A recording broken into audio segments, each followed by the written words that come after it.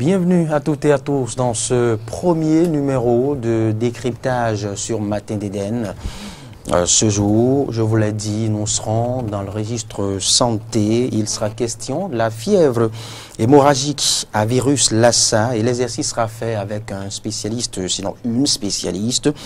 C'est bien le docteur Rossou Virginie, épouse Dianon, je l'ai dit, elle est spécialiste en communication pour la santé, médecin-chef de la commune d'Abomey-Calavi. Et si, nous l'avons proposé, vous le savez, c'est justement lié à cette résurgence de la fièvre hémorragique à virus Lassa qui remonte au 7 décembre 2018. Et déjà, 15 cas ont été enregistrés, 6 cas ont été confirmés, 2 cas probables et 7 cas suspects dont les résultats sont bien négatifs. Ici, Eden TV consacre ce numéro de décryptage, c'est bien lié aux 2 récents cas enregistrés dans la partie septentrionale du pays. Et pour nous en parler, je vous l'ai dit, c'est bien le docteur Rossou Virginie, épouse à Dianon, qui a accepté nous aider à mieux comprendre, à entrer, comme je me plais à dire, dans l'économie de cette pathologie qu'est la fièvre hémorragique à virus Lassa. Bonjour docteur. Oui, bonjour monsieur le journaliste. Et merci d'avoir fait le déplacement. D'ailleurs, d'abord, meilleurs vœux. Meilleurs vœux à vous aussi. Comme nous les dit la de Convention. Santé, de prospérité et de promotion. Merci. En tout cas, de toutes les bonnes choses que vous désirez. Voilà. Alors, je ne serai pas seul à faire cet exercice. Je serai accompagné exceptionnellement par Arnaud Mouriagoua, qu'on a reçu ce matin. Arnaud, à nouveau, bonjour et merci d'avoir accepté m'accompagner dans cet exercice. C'est un plaisir, il faut dire Loïs d'abord. Bonjour, docteur Virginie Rossou Adjanoron. Bonjour, monsieur le journaliste. Une fois encore, merci d'avoir accepté notre Tout le invitation. plaisir est pour nous d'être avec vous ce matin. Merci. Alors, docteur, Oui. qu'est-ce que c'est que la fièvre hémorragique à virus Lassa? Merci, monsieur le journaliste. Et le nom dit déjà ce que c'est que cette maladie. On dit fièvre hémorragique à virus Lassa. Oui. Donc, c'est une fièvre. Ça débute par une fièvre. Et après, il y a des saignements. C'est ça qu'on appelle hémorragie. Et que le vecteur, c'est un virus. Maintenant, le mot Lassa, c'est donné à cette fièvre hémorragique par le nom du village où on a eu le premier cas. D'accord. Et c'est la ville, ou bien le village de Lassa au Nigeria. Donc, c'est tout simplement ça. C'est cela. Donc, nous devons comprendre que c'est d'abord une fièvre. Il y a toujours un contexte fébrile. Et au cours de l'évolution de la maladie, les signes sortant jusqu'à ce que nous ayons des saignements. Donc, devant tout cas venu dans un contexte comme celui que je viens de décrire, nous devons à tout prix, au premier abord, penser à cette fièvre hémorragique à virus Lassa. Voilà. Docteur, alors, pour le profane qui appréhende peut-être difficilement le contexte que vous venez de décliner, quelles sont les manifestations, les autres manifestations pour distinguer au fait qu'il s'agit, qu'on est là en face d'un patient qui a contracté la fièvre hémorragique à virus Lassa? Et j'ai déjà parlé d'un premier signe, qu'est la fièvre.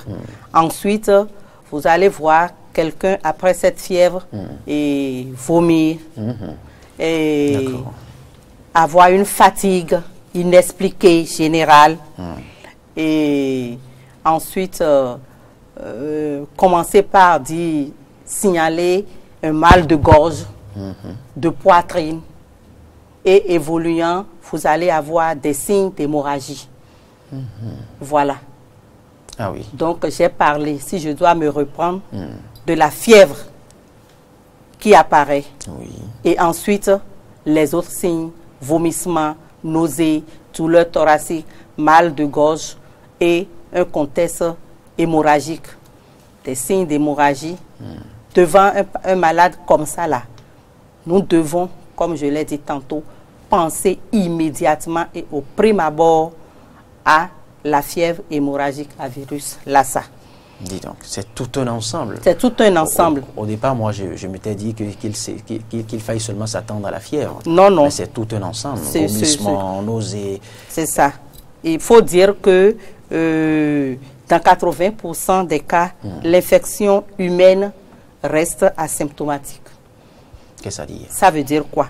Lorsque vous avez, dès le départ, vous vous êtes mis en contact avec le virus, c'est après 6 à 21 jours que nous avons la forme symptomatique. Ok. Donc ce n'est pas on contacte le virus maintenant. Systématiquement. Le virus a le temps d'incubation qu'il faut, 6 à 21 jours, selon votre état d'immunité. Ah oui. Donc le début est progressif, comme je l'ai dit tantôt, avec une fièvre et une fatigue.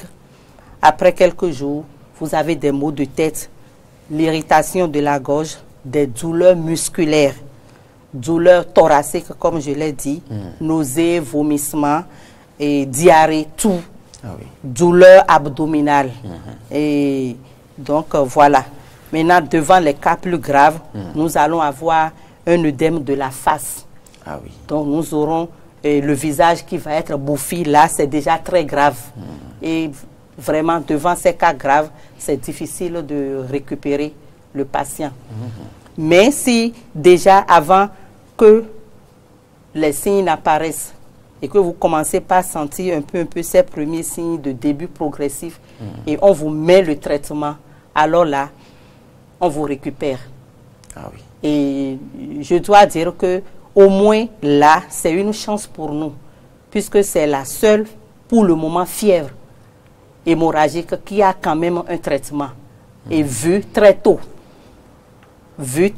avant les 6 à 21 jours d'incubation, on vous voit et on vous commence le traitement. Là, vous avez la chance de guérir à 100% de la maladie. De vous en sortir. Oui, de vous en sortir, bien sûr. Ah oui. Mori. Oui, docteur Virginie Rousseau Adjadorou, d'après nos recherches, il paraît qu'il est quand même difficile de distinguer la fièvre Lassa à d'autres fièvres hémorragiques comme Ebola et autres fièvres. Et donc, il est dit que le diagnostic clinique est souvent difficile aux premières heures de la maladie. Donc, il faut des laboratoires, bien sûr, spécifiques pour ces analyses. Est-ce que nous avons les laboratoires qu'il faut? Nous avons les laboratoires qu'il faut, puisque dès que on identifie la personne, on appelle cette personne-là, tant que ce n'est pas confirmé, on dit que c'est une personne suspecte. Et là, les prélèvements se font. Les prélèvements de sang, les prélèvements d'urine, toutes sortes de liquides biologiques, on prélève. Et on va au laboratoire, on analyse. Et c'est lorsqu'on détecte le virus ou bien les traces du virus dans ces liquides-là que nous confirmons maintenant. Au lieu de cas suspect, on dit maintenant que c'est un cas confirmé. Donc, depuis l'apparition de la maladie, depuis 2014, qu'au début, et on n'y pensait pas, il y avait eu des cas de décès. Depuis décembre, que l'épidémie est revenue, tous les cas que nous avons eus, confirmés, vraiment, l'évolution est très très bonne. Les patients sont mis sous traitement, puisque ça, c'est rentré maintenant dans les habitudes.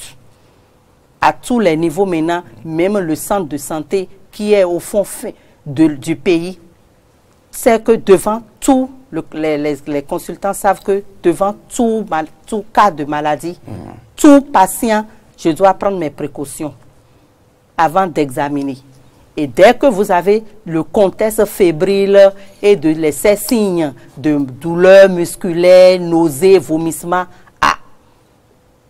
on y pense déjà et on vous isole. Et comme c'est une maladie, nous sommes en épidémie, tout le monde en est informé et qu'on sait que quand on met le patient déjà sous traitement, dès les premiers signes, dès le tout début, on peut sauver la personne. Ce n'est plus du tout stigmatisant. Ah oui. La personne même accepte d'être internée parce qu'il sait que dès qu'on vous prend avant les premiers signes ou bien dès les premiers signes, on peut vous guérir. Donc déjà, quand vous êtes suspecté de fièvre hémorragique Lassa, on vous isole du reste de la population. On vous interne et on prend maintenant les liquides là sur vous et on va pour les analyser. Donc il n'y a plus du tout de problème par rapport à comment faire pour analyser les laboratoires qu'il faut.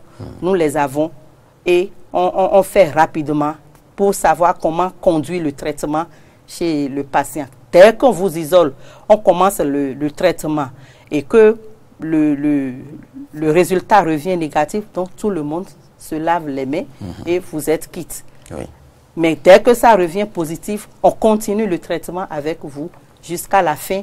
Et depuis, je peux vous dire que tous les cas de 2018 détectés ont été mis sous traitement avec une bonne évolution, avec 0 cas de décès. Ah oui. C'est une bonne nouvelle. Arnaud, vous voulez poursuivre? Oui, je voudrais poursuivre, docteur. Oui. On parle de transmission par excréments, par les excréments de rats, mastomie infectés. Est-ce qu'on doit craindre la présence désormais des rats dans nos maisons? Bien sûr que oui. Et ça fait partie des moyens de prévention. Et je m'en vais par cette question-là, aborder en même temps les moyens de prévention. Les moyens de prévention, c'est que nous devons mettre dans nos habitudes maintenant, au Bénin, en Afrique en général, le lavage des mains à l'eau et au savon. Vous savez, nos parents avaient déjà tout compris, hein, et ils avaient leur cendre là, qui est là, et lorsque, à défaut du savon, on prend le sang et on se lave les mains avec. C'est aussi un antiseptique à un certain degré. Vous voyez. Donc, à tout moment, on vient, on fait le tour de la ville, on revient et on veut mettre quelque chose dans la bouche. On dit non, je vais prendre ça avec les pulpes de doigts seulement, choses là. Ce n'est pas bien. Donc, désormais, nous devons prôner partout. Nous sommes dans nos milieux de travail, à la maison, autour de nous, envoyer même des messages à nos parents. Au village, si nous ne pouvons pas nous déplacer, que aujourd'hui, avec le temps qu'il fait maintenant là, il ne faudrait plus mettre la main à la bouche sans se laver, le doigt à la bouche sans se laver les mains. Donc, éviter que les rats soient nos compagnons à la maison. C'est pour cela qu'aujourd'hui, maintenant, on est en train de faire la promotion d'avoir les chats à la maison. Il semble que quand les chats sont présents, les rats disparaissent. Et il faut dire que nous devons couvrir les aliments, les bien couvrir et que les aliments soient à l'abri de passage des rats qui peuvent laisser leurs excréments, leur urine. Voilà le réservoir. Quand on dit que le rat est le réservoir, voilà les éléments chez le rat par lesquels nous allons, quand on les ingère maintenant, on attrape la maladie. Parce que le virus est dans les excréments de ces rats-là, les rats à mamelles multiples là, et dans leurs urines, tout ça là.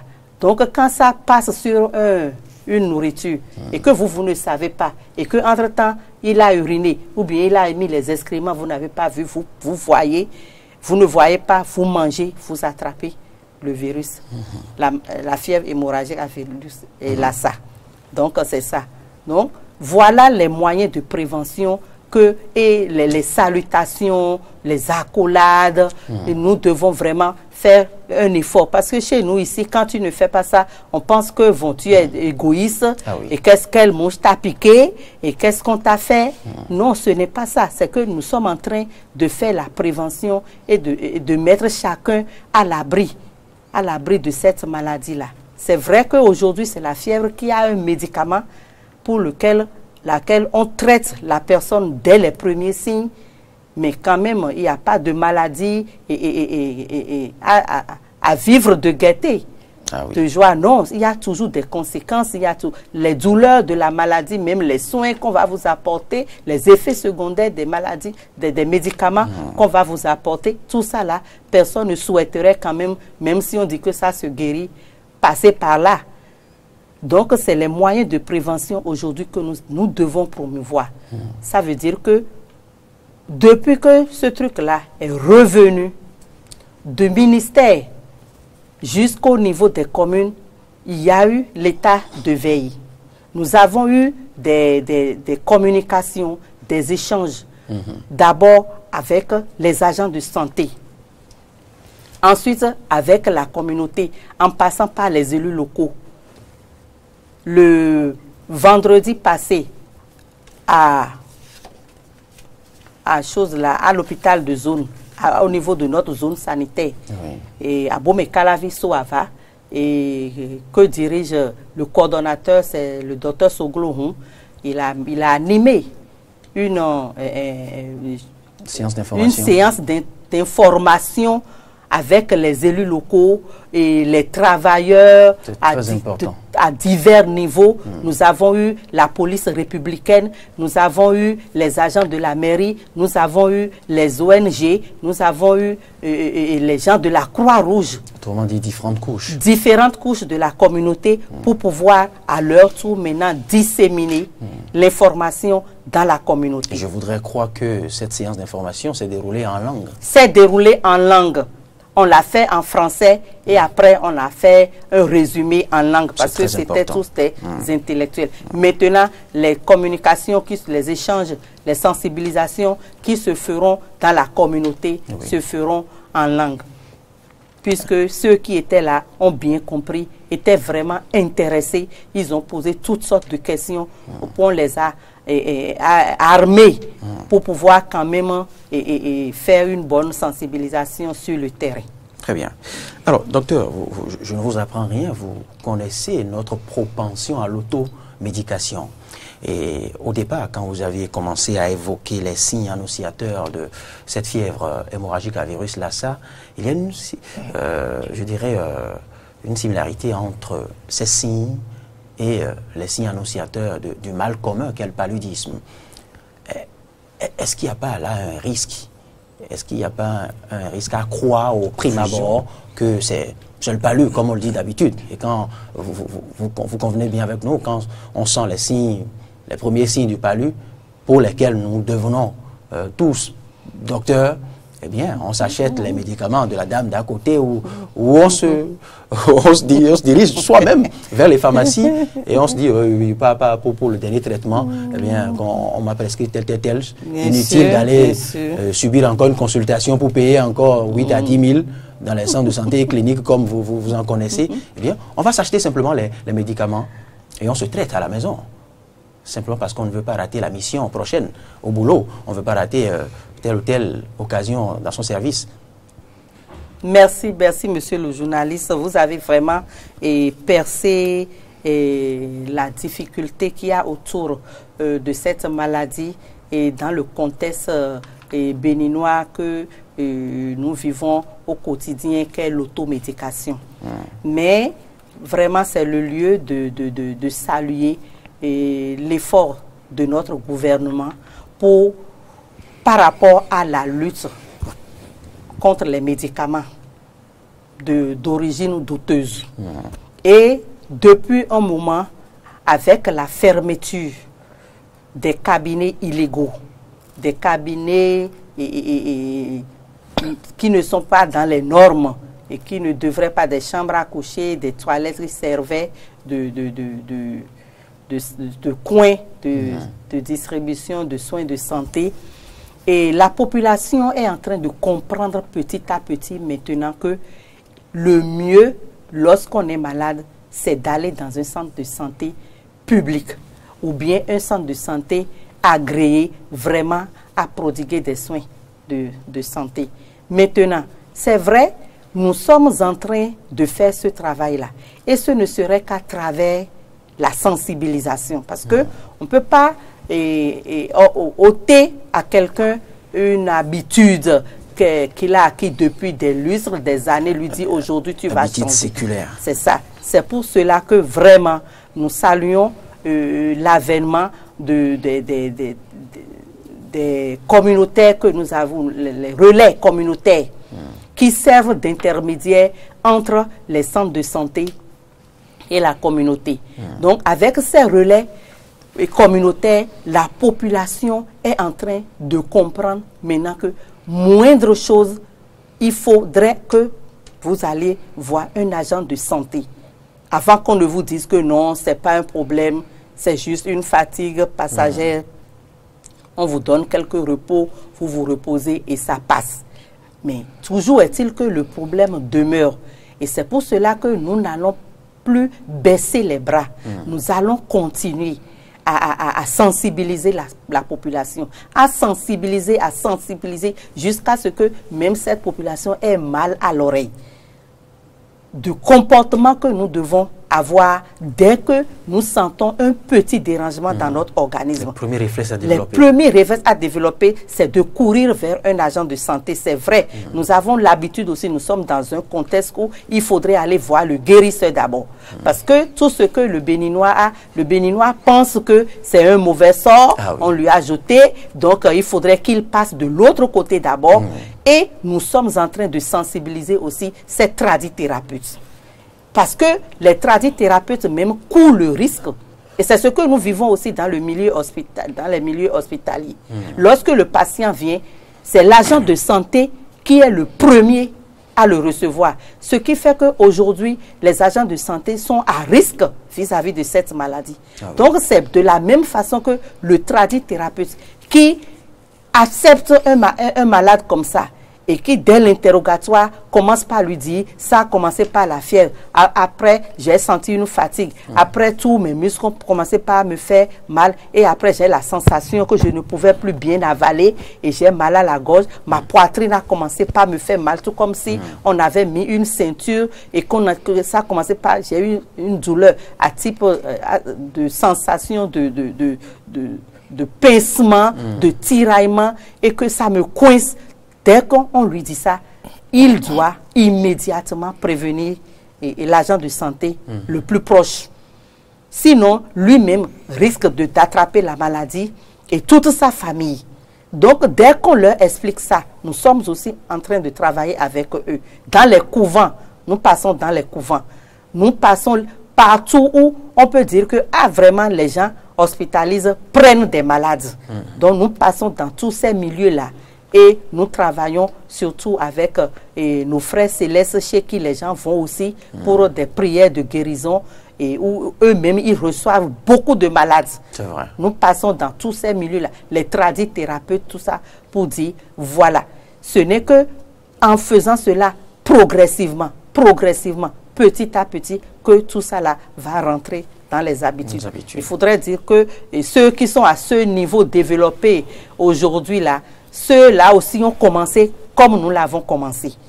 Et l'essentiel, l'important, c'est de ne pas baisser les bras. À partir de maintenant, où nous avons constaté que à chaque année, depuis 2014, il y a une épidémie. Depuis 2014, que c'est rentré dans notre pays. Vraiment, l'état de veille est renforcé maintenant et ne sera plus du tout biaisé jusqu'à ce qu'on dise que peut-être que c'est totalement éradiqué.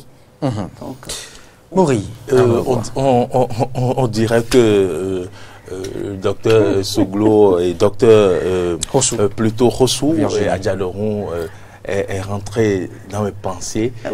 Elle a pris en compte une partie de la question que je voulais bien sûr lui poser. C'est vrai que le premier cas enregistré au Bénin remonte en novembre 2014.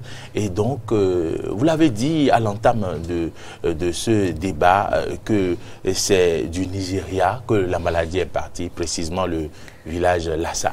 Et donc, on ne comprend pas 2014, 2018, 2019. Le Bénin a-t-il entre-temps relâché sa politique de veille face à cette maladie? Le Nigeria, c'est quand même la porte d'à côté. Bien sûr, on ne peut pas. Merci, monsieur le journaliste. Ce n'est pas qu'on a baissé l'état de veille. Et c'est peut-être qu'il y a eu encore des aires au niveau de notre frontière qui nous ont échappé. Vous voyez, si nous disons, nous délimitons officiellement la limite entre le Bénin et le Nigeria, mais il y a beaucoup d'autres il y a beaucoup de portes d'entrée. Beaucoup d'autres portes d'entrée où les gens passent à pied par les moyens, les vélos. C'est tout ça là. Donc, avec l'avènement de cette maladie où chaque fois, chaque année, ça vient, on suit maintenant l'itinéraire. L'itinéraire de ces malades-là. Ils sont passés par où? Ah, mais nous avons focalisé notre état de veille à tel endroit, passant que c'est l'entrée principale de notre pays. Mais il y a ce côté-ci, il y a ce côté-ci. Et qui était peut-être que nous n'avons pas perçu comme porte d'entrée pour faire choses là. Sinon, depuis que ce truc-là est arrivé, je vous le dis, chaque fois, il n'y a pas ce jour où on ne parle de cette maladie et dans notre pays. Donc, comme je vous l'ai dit, on ne peut pas cerner tous les contours, toutes les entrées.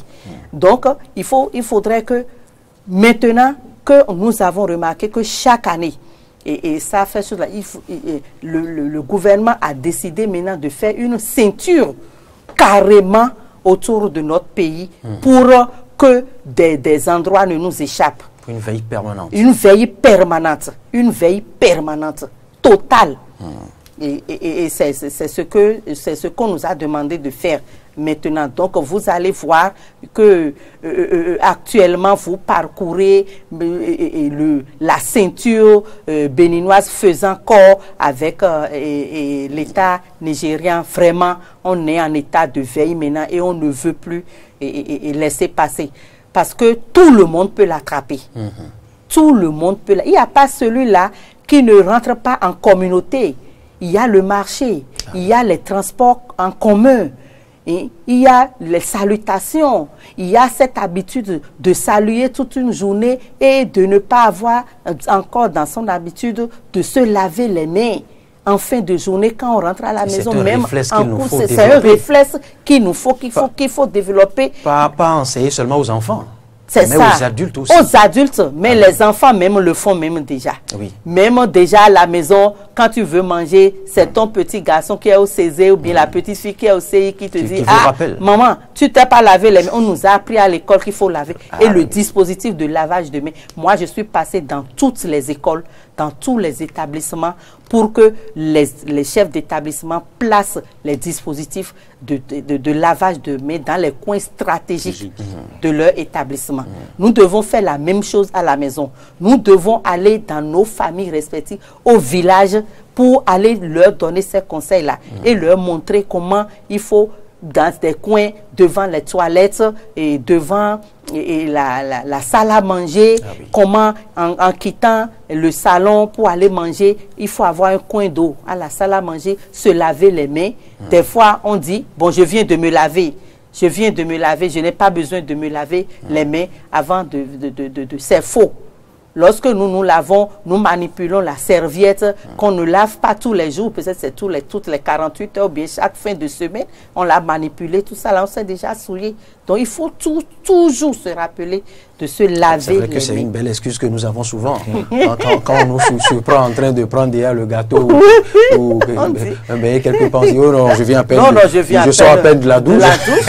Alors que nous avons manipulé des choses qui sont déjà souillées. Il faut toutefois, chaque fois, avant d'aller vers le manger, à chaque fois qu'on veut mettre la main, le doigt à la bouche, penser, est-ce que ma main est propre?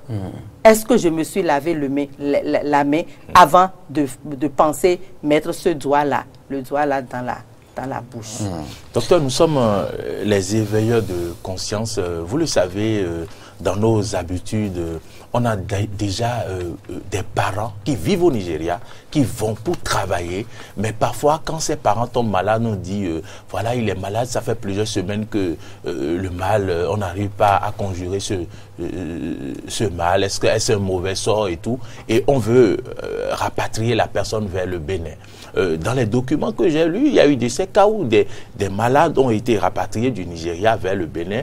Et c'est des Béninois qui étaient malades. Et il s'est fait que c'est de cette maladie-là que ces personnes souffraient. Donc, nous pensons quand même qu'il y a aussi des dispositions à prendre quand il y a des gens malades qu'on veut transférer du Nigeria vers le Bénin. Certainement que vous prenez des dispositions. N'est-ce pas le moment de penser à un vaccin, parce que cette maladie qui 4 ans après refait surface, qu'est-ce que vous en pensez? Oui, merci. C'est bien cela. Et d'ailleurs, tous les cas que nous avons enregistrés au Bénin, c'est des cas qui étaient malades au Nigeria là-bas et qui sont venus alors et se traitaient, ça ne marchait pas, ils sont venus au Bénin pour se faire traiter les cas confirmés, même les cas suspects que nous avons.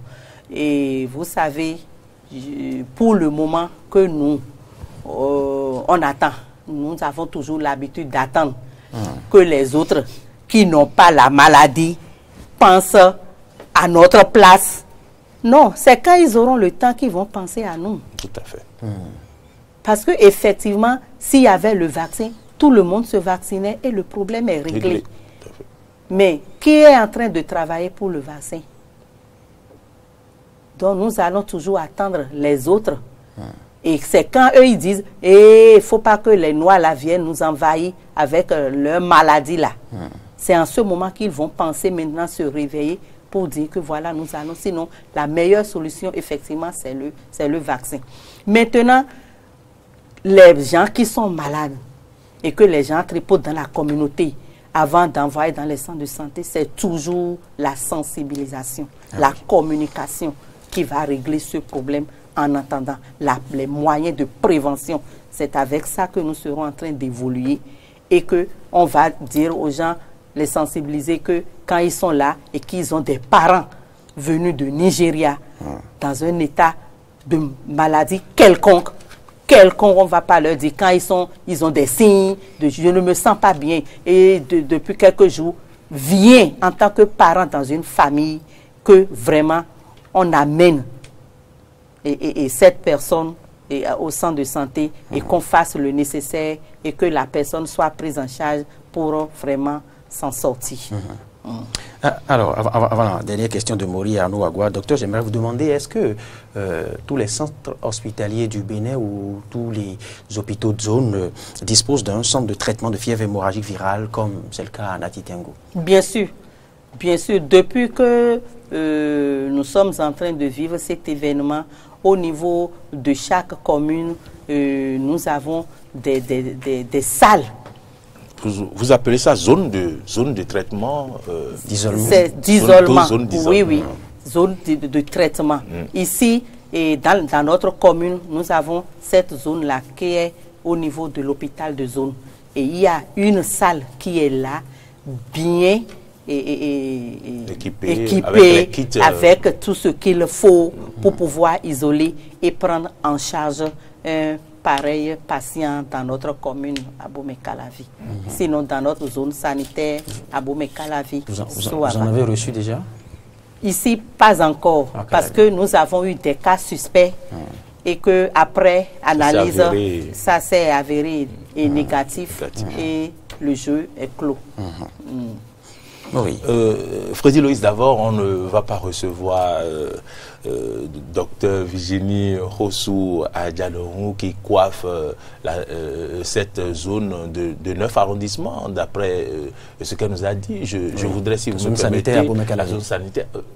Comment se porte cette lutte contre les centres illégaux, les centres illégaux? Merci pour la question, parce que c'est aussi d'actualité quand même. Et vraiment, ça se passe très bien. Et nous avons reçu les consignes.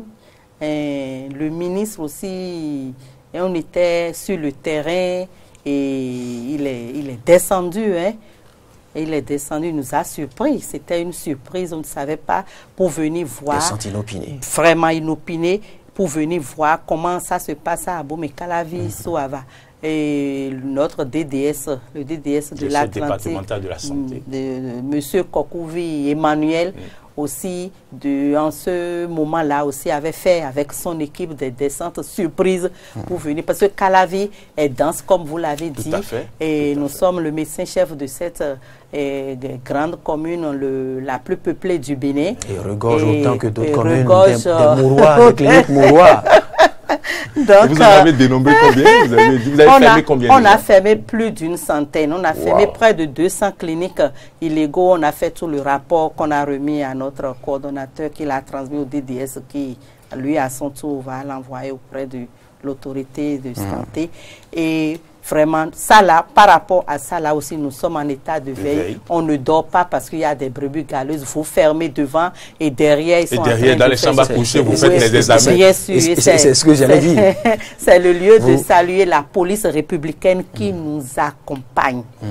Qui y veille, qui nous accompagne avec les élus locaux, les chefs d'arrondissement, qui sont le maire, à partir du maire de la commune, ils sont vraiment engagés dans cette lutte-là. Parce qu'ils disent que la santé n'a pas de prix, rien ne vaut la santé. Et cela n'arrive pas qu'aux autres. Le maire même dit, ben, comment ça? Si je tombe malade, maintenant là, c'est la chose qu'on va m'amener d'abord. C'est dans une clinique peut-être la plus proche de ma maison, mais il ne faudrait pas que ça soit un abattoir. Et qu'on m'amène là-bas et que... Non. Et en tout cas, nous avons eu cette chance-là dans notre commune. Nous avons été dans notre zone sanitaire. D'être soutenus par les différentes autorités. Soutenus par les différentes autorités. La police républicaine, on les appelle à tout moment. Et chaque fois, ils nous disent, on est prêt. Dès que vous dites que nous descendons sur le terrain et nous sommes en train de faire le travail. Et ça, là, ça s'est bien passé. Et ça se passe très bien encore. Merci. Merci, docteur Ossou Virginie, épouse Adjanoron. Il a été question de la fièvre hémorragique à virus Lassa. Nous en avons appris sérieusement.